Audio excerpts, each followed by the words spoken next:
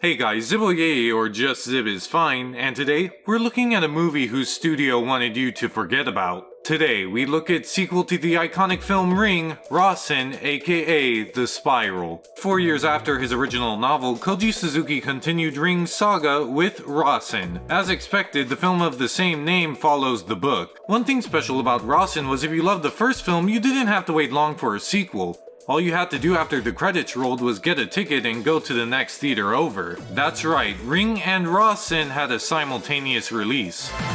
Ringu, Rasen, この恐怖、2本続けて見れますか? From the coupled production, advertisement, soundtrack, and release, Ring and Rasen were like conjoined twins. However, supposedly Rasen faltered among viewers, thus the studio decided to saw it off like a tumor. 1 year later, Ring 2 would adopt its skin, masquerading as the real sequel as Rasen was buried. But did Rasen deserve the treatment it received, or was it simply overshadowed by the vast success of its predecessor? Let's find out and look at Rasen. The film follows Mitsuo Ando, a man who regrets being unable to save his son's life. At work, he performs an autopsy on his former med school classmate, Ryuji Takayama. Ryuji appeared to have died due to a heart attack, however his health contradicts this. Ando and his colleagues believe the source to be nothing more than a virus. Ryuji's girlfriend Mai tries to convince Ando that the cursed video is to blame. Later, Reiko and her son of the first film are caught in a car crash. Reiko's journal is found in the wreckage. Afterwards, Ando manages to get a hold of the tape from Yoshino, Reiko's co-worker. Watching it, Ando becomes convinced of the curse. He teams up with Mai, setting out to destroy the tapes and whatever remains of Sadako. The complaint I've seen people iterate repeatedly is that Rasen is too different from Ring, but I never saw this problem. Ando still watches the cursed tape. Like the protagonist of the last film, his life is put on a time limit. Although the reminder of time left is more passive than in Ringu.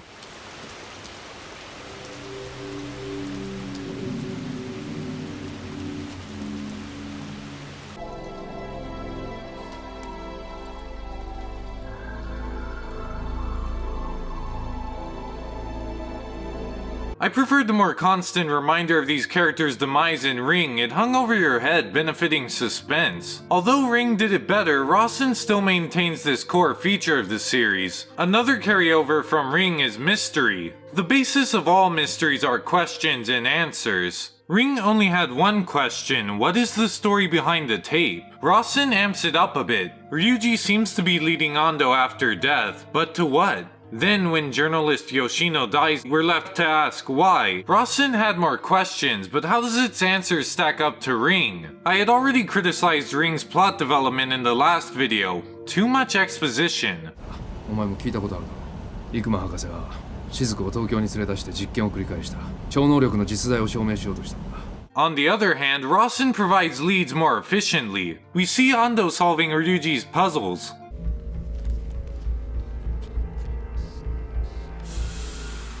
Examining Ryuji's cells, the existence of a virus is revealed. We find that Yoshino died of different symptoms, implying a new virus and curse. 死因が違う。どうなってんだ一体。We witness the discovery of these developments firsthand, unlike the film's predecessor. Rasen's mystery is far more compelling than that in Ring. From the constrained lifespan of the protagonist to the mystery, Rasen ranges from similar to better than Ring. However, there are some differences that seem to be particular deal breakers for some people. One such difference is the visuals and horror of the film. Visually, Rasen's shots aren't as sharp as Ring. In fact, on occasion it could be bad, like this camera wobbling focus on this notebook. However, it's serviceable. Regarding horror, Rasen establishes its tone early on. The film starts with an autopsy of Ryuji Takayama. The movie opens with this character you've grown attached to in the last film getting their organs ripped out of them. It's harsh. I love how this movie throws you in the deep end early on. Whereas Ring relied more on atmospheric horror, Rasen relies more on shock.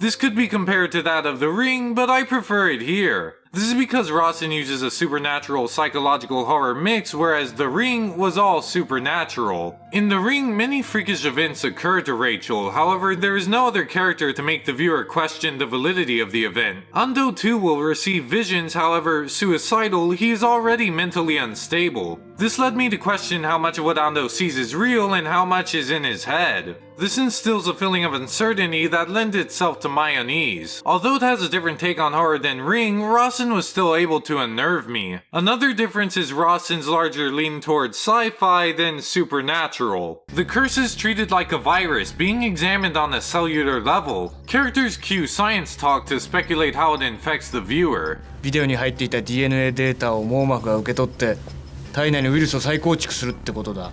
This is a very different view of the curse from Ring, but it's not inappropriate. Our protagonist is a pathologist. The scientific perspective we are presented reflects that of our protagonist. Beyond that, I appreciate how this alternate view develops the curse. Speaking of development, Rasen was able to utilize small moments in Ring and expand upon them. For example, Mai only makes a short appearance in Ring. However, in Rasen, she's a main character. Rasen also expands on her and Ryuji, showing that their relationship was based on an ability to relate to each other's uniqueness.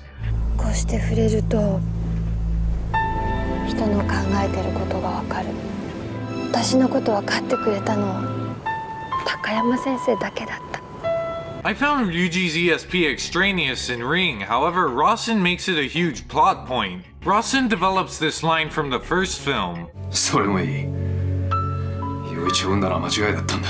Ryuji's regret is explained to be derived from the passing of his genes, his ESP, onto his child.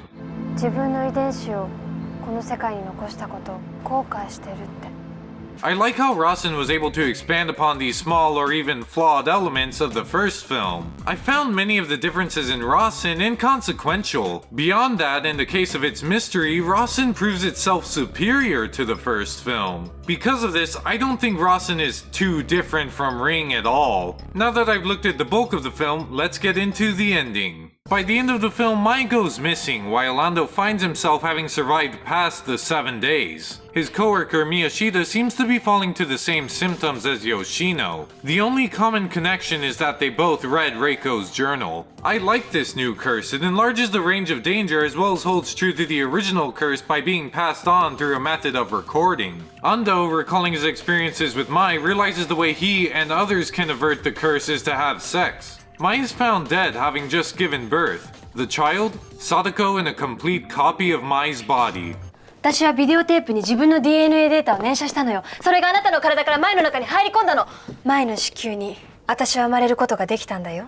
This is where I think Rasen loses people. The tape passes on Sadako's DNA to the viewer, that is then replicated in the viewer's cells who, if have sex, will result in a fully grown human with a bit of Sadako in them? It is really confusing, much more than a VHS tape that kills you 7 days after you watch it. Oh, and by the way, copy it and show it to someone to live. I think this is a part of what puts off viewers, but I actually like the absurd complexity. I admit there are portions that are too much though. For example, Sadako can minimize the birth process and speed up hormones to age up a clone baby to their age prior to death. All we had established was that Sadako's DNA is replicated in the tape's viewer. It doesn't support this ability of reborn Sadako. To pull this out in the third act is too much to swallow. Despite those issues, I love Sadako in this film. Rasen presents Sadako counter to the first movie. The film doesn't shy away from showing her face. In fact, there are no scenes where she wears her iconic face-covering hair. I had critiqued this in The Ring for mitigating the curse's monstrous appearance, but I believe it to be more appropriate in Rasen. In Ring, Sadako is a device. She is the monster that exists to kill the character when their time runs out. Hence why obscuring any human qualities is essential to accentuate fear. However, in Rasen, Sadako is a character. She has character traits. She is calculated and planning. あの人の細胞はまだ病院に残っている。私の子宮を使えばできる。 She is manipulative. ほら。そうすればあなたの望みも叶えられる。 She has a motive. ただ私はみんなに伝えたかったの。私がずっと味わってきた恐怖。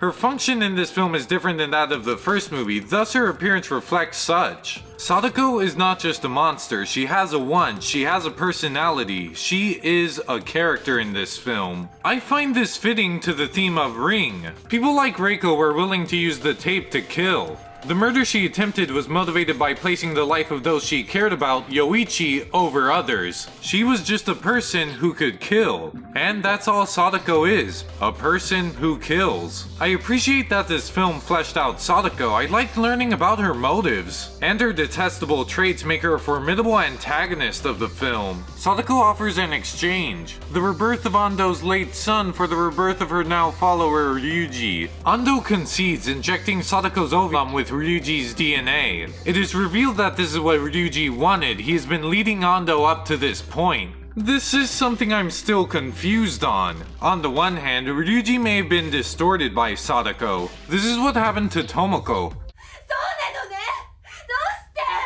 ともちゃんが見ろって。ともちゃんが。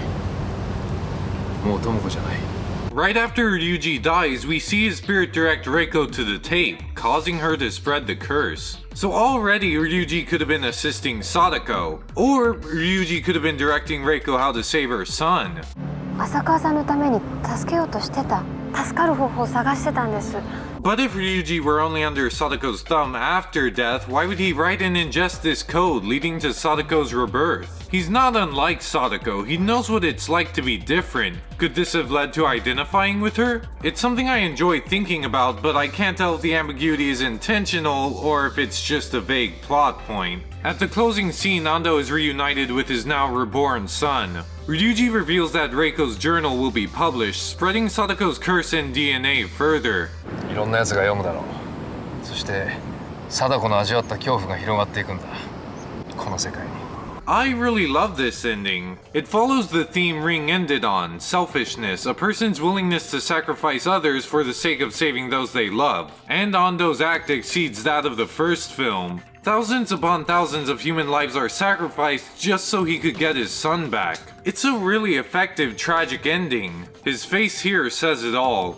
今度は大事にしてくれよ。あいつは俺の兄弟だ。 Regret. He's the cause of the destruction of humanity, yet this isn't the past he had hoped to recapture. This leads to my favorite thing about Rasen, the question it poses. A recurring motif of the film is DNA. DNA の組み換えってやつですね。本当は人間だってその気になったら作れちゃうんでしょ。 Ryuji resented being treated as abnormal due to his ESP. He rues passing these genes on to Yoichi. 自分の遺伝子をこの世界に残したことを後悔してるって。 Ikuma, Sadako's father, regrets his child being born as well. この世に生まれてきちゃいけなかったんだ。 These characters treat their child's birth as if they had given them a permanent sentence, as if their genes spelled out their future. This questions the existence of fate. However, Mai refutes this idea. 自分に何が起こるかなんてわからない。高山先生も私もそんなの誰にもわからない。